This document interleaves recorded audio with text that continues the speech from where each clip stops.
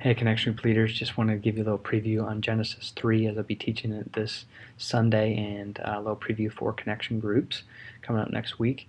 We've seen God as the loving creator, we've seen him as the supreme authority, and now we're going to see him as the final judge. The temptation, the fall, that's all coming in Genesis 3. Despite God's rich blessing, mankind chooses autonomy over God and pays the price. I know better than you, and they pay the price. And so what I'm going to do in my connection group is we're going to read Genesis 3 again. We're going to review it, and something Nick Sennert did when he led a few weeks ago, I really liked it. We just looked and said, okay, what's this text say about God, and kind of the specific characteristic that we're keying in on.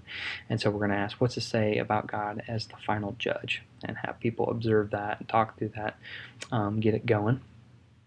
And then we're going to split up the guys and the gals. So I think this is a great week to do that. You don't have to, but that's what we're going to do.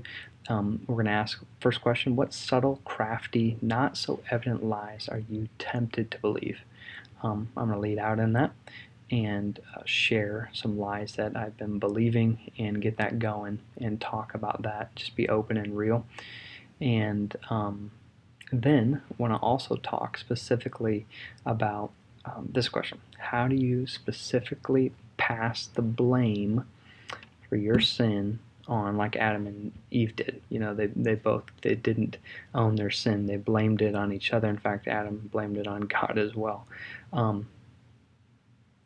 Think about times where you've blame shifted and you haven't owned up, and maybe there would be an encouragement in the group to really own the sin, maybe confess to a spouse, confess to sons and daughters, maybe to each other.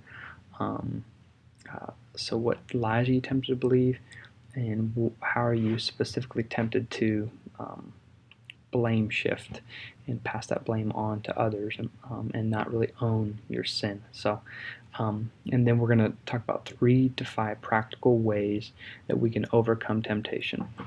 Just brainstorm together, pray for each other, and hold each other accountable, and really preach the gospel to each other. It's not do better, it's believe the gospel. In this passage we see that God is quick to provide a solution. Although he's the final judge, he provides the gospel right away, forgiveness, and an opportunity to trust him and trust Jesus, believe the gospel, and move forward. So hey, hope you guys have a great weekend and great connection groups next week.